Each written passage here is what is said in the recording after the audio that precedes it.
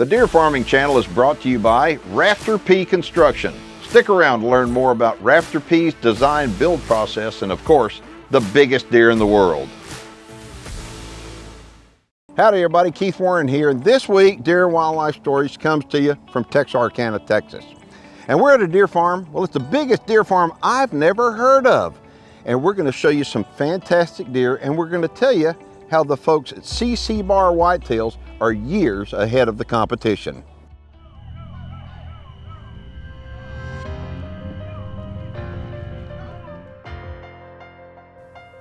The whitetail deer is America's favorite big game animal, and whitetail deer farming is the fastest growing segment in the American agriculture industry. Our program's mission is to dive into the world of deer farming and discover why tens of thousands of Americans compete to create the biggest bucks in the world. And by the biggest bucks, we don't just mean the size of the antlers. The financial investment opportunities produced even on small parcels of rural land will blow you away. Join me as we discover how whitetail genetics, deer auctions, animal husbandry, and so much more drive the deer farming industry. My name is Keith Warren, and this is Deer and Wildlife Stories.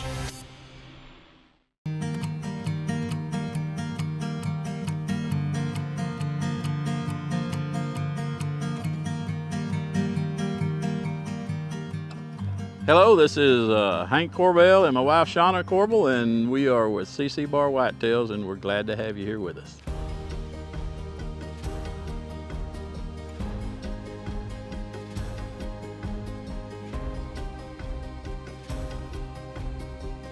We've been breeding about 18 years.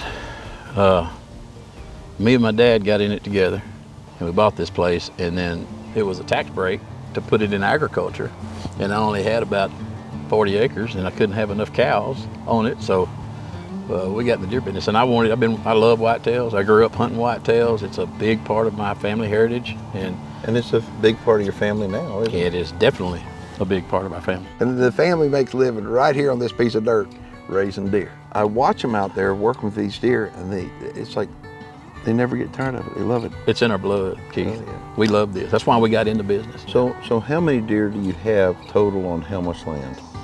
We've got 82 acres total up here, 56 acres of deer pens. I know we got 265 does and 218 bucks, adults. Plus you got a bunch of fawns and all. Oh yeah. I'm amazed. I tell people, I said, this is like the biggest deer farm I never came to. I mean, you're located out of Texarkana, about 10, 12 miles, and which is up in the northeastern part of the state of Texas. But you got customers and you sell deer all over the state of Texas. Yep.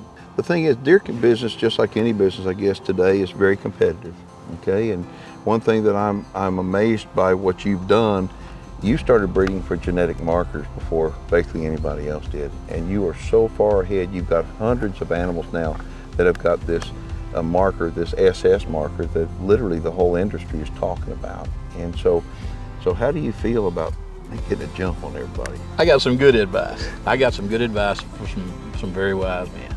And you did. And I'm glad that I took the advice. Yeah. For those of you that are regular viewers of the show, of course, we've had Dennis on before, and Dennis is from Michigan, and then Gary. And Gary is known also as the Airwolf. And we've done some stuff with Gary shooting hogs from there. Those guys helped Hank, and it kind of steered him towards the right business model. And it sure has paid off, hasn't it? Absolutely.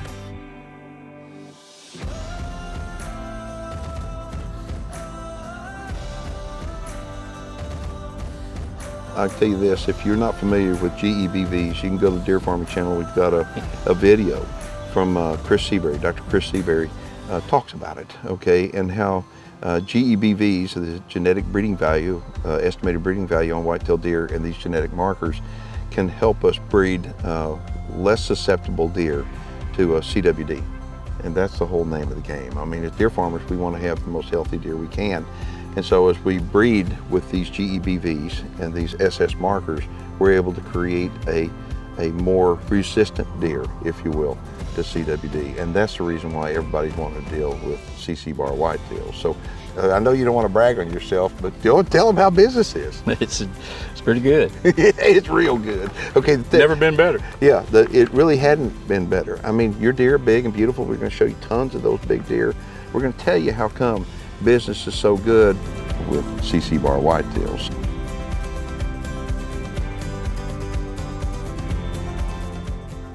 Deer and Wildlife Stories is brought to you by MVP Whitetails, Dr. Ray Favero's Whitetail Genetics, UVC Power Sports Tractors and Outdoors, Rafter P Construction. For more videos on deer farming, check out the Deer Farming channel on YouTube.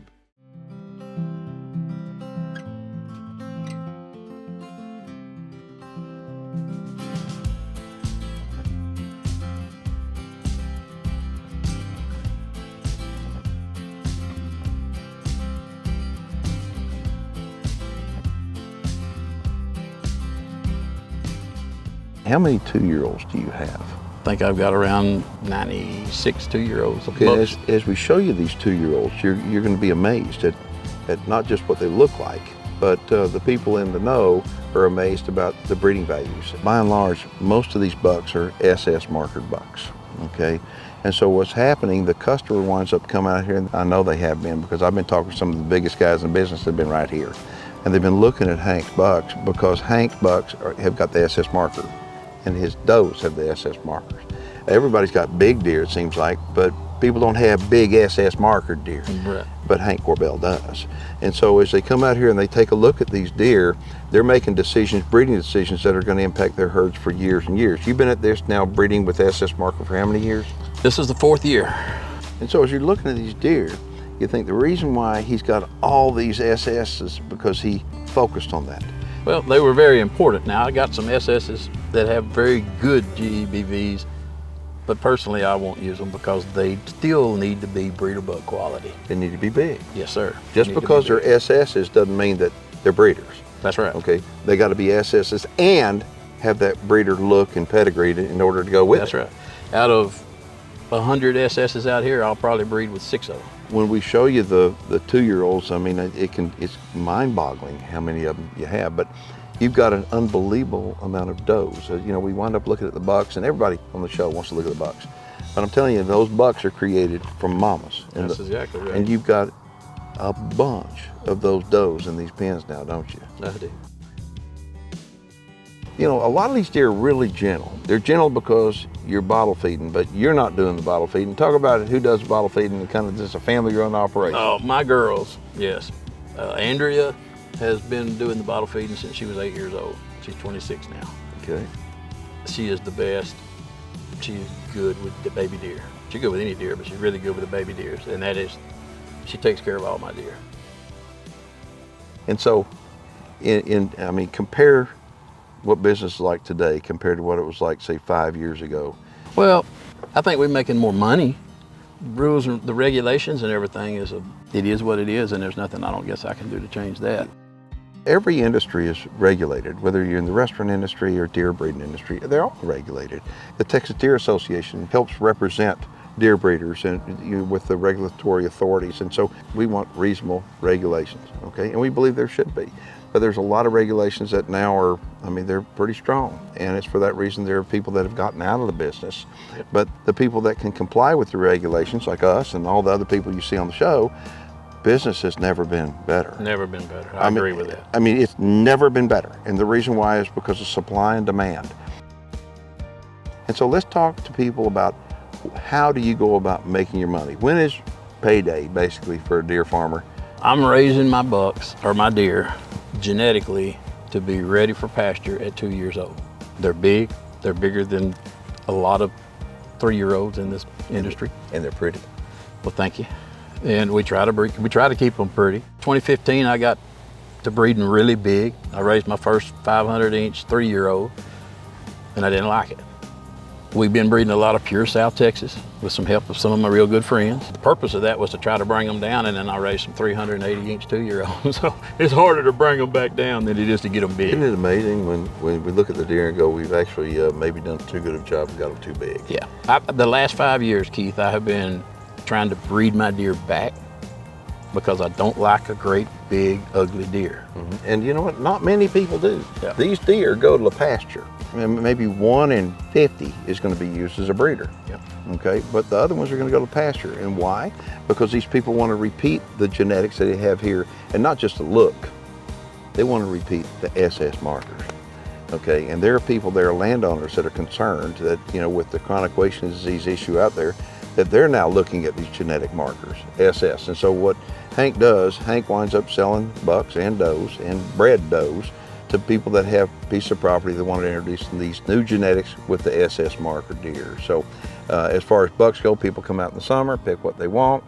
And as far as does go, they tell you what they want, and then you wind up breeding those does and you deliver them when? Most of ours will normally sell 100 to 150 stocker does bred, delivered in February and March in there. And so when would those people need to contact you to start making arrangements to purchase them? I usually have most of them sold by December 31st, by the first of the year. The sooner the better. Yeah, I mean, because it is supply and demand, and with the SS markers being in demand like they are, and all, there's a shortage of them everywhere except here.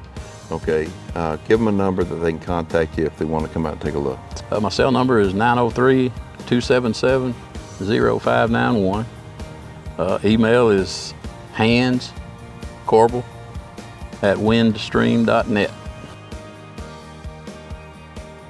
Deer and Wildlife Stories is brought to you by Big Time Whitetails and Exotics, LE Fence, Record Rack Deer and Elk Feeds, UVC Power Sports Tractors and Outdoors, and by New Dart. Deer and Wildlife Stories will be right back.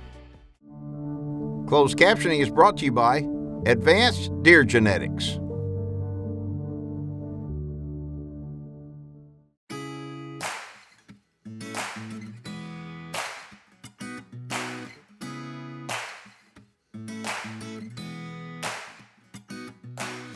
So with this being a family-run operation, I mean, it's like there's always something to do, isn't there? Oh, always something to do, yes, sir. It's like people say, do Never you get a catch day off? It's like those deer don't know it's Thanksgiving or Christmas or your anniversary, your birthday. They don't know you're sick. They still got to be fed and watered and taken care of. Yeah. And for example, today you had an issue with a buck. So tell me what happened there. Well, he was a good yearling buck, real wide, and I actually have those deer in a pen. It's got a lot of trees, real dense in there, and he had probably gotten spooked or just running through or whatever, and he had a couple of damaged tines on his right antler. Mm-hmm. So instead of risking, just dart him, put him down, saw him off, and make him ride. Well, I understand that you didn't do it yourself. You had some Well, you're help, right. didn't you? Yes, sir. My daughter, she makes me proud. The real wide one is the one I'm just picked through him. He is, he's 29 yards. Okay.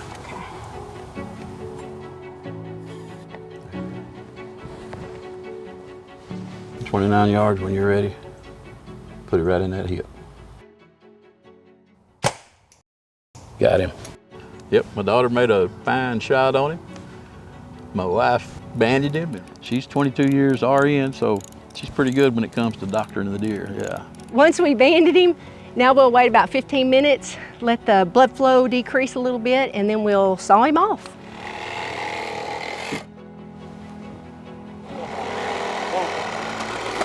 There we go. You would lift it up, it's pencil. Now I'm just trying to get this one little bleeder to stop. And there we go. Now I'm going to give him an antibiotic to help prevent infection. Okay, and then I'll give him, every time we put a deer down and work him, we take that opportunity to give him some wormer. Now we're going to spray a little blue coat on the end tips of his antlers just to kind of help keep him from getting infected. All right, now we'll take him to the pasture, reverse him, and he'll be good to go.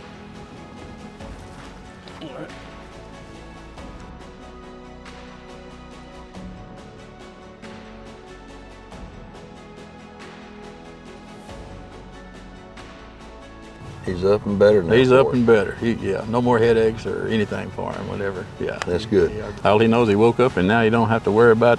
He doesn't have to carry that stuff around anymore. That's good right. For him and good for y'all. Oh, that's right. Yes, sir.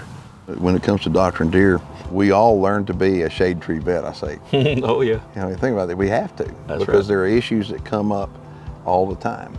Okay, we've shown a bunch of 2-year-olds so far on this video, but let's take a look at some of your 1-year-olds, because that 1-year-old that you knocked down, he was pretty good, but you got some other good 1-year-olds too. Tell me how many you got. We've got 121 of them out there. Bucks.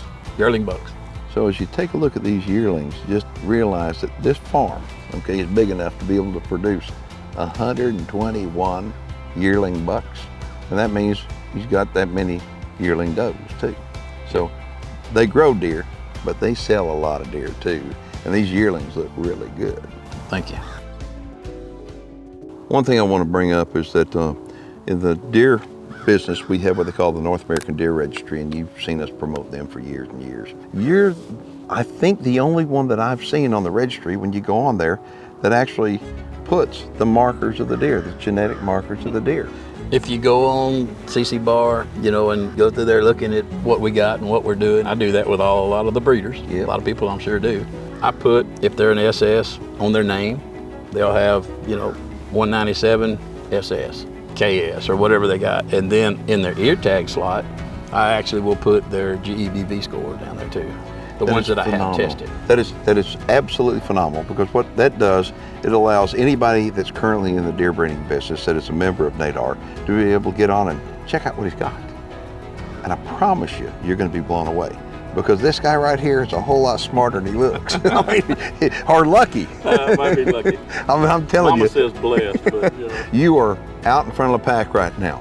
I'm telling you, he's so far in front of so many guys that are big name guys. You really are. Okay, you really are. Deer and Wildlife Stories is brought to you by Union Hill Whitetails, the North American Deer Registry, New Dart, and the North American Deer Farmers Association. For more videos on deer farming, check out the Deer Farming channel on YouTube. Now some great information on fencing from our friends at LE Fence. Hi everybody, this is Shannon with LE Fence, and we're going to talk about a little fence repair today. As you can see, this is a Keith Warren fix, and we are going to do this the proper way. First thing we got to have is our tools that we're going to need, which are going to be your bolt cutter style pliers, crimping tool, crimps, chain walker, come along. So we're gonna cut and clean up the edges, get rid of unnecessary wire. We need to add a piece of wire as we're gonna pull this fence together. As long as we have an inch of wire overlapping the distance of the crimp, then that's gonna be sufficient for the repair. And you can do that with a big area. Somebody somewhere is gonna snag fence with a tractor, trailer, something of that sort. This is how you fix a fence. If you'd like to contact us at LE Fence, information is at the bottom of the screen. Thank you for watching.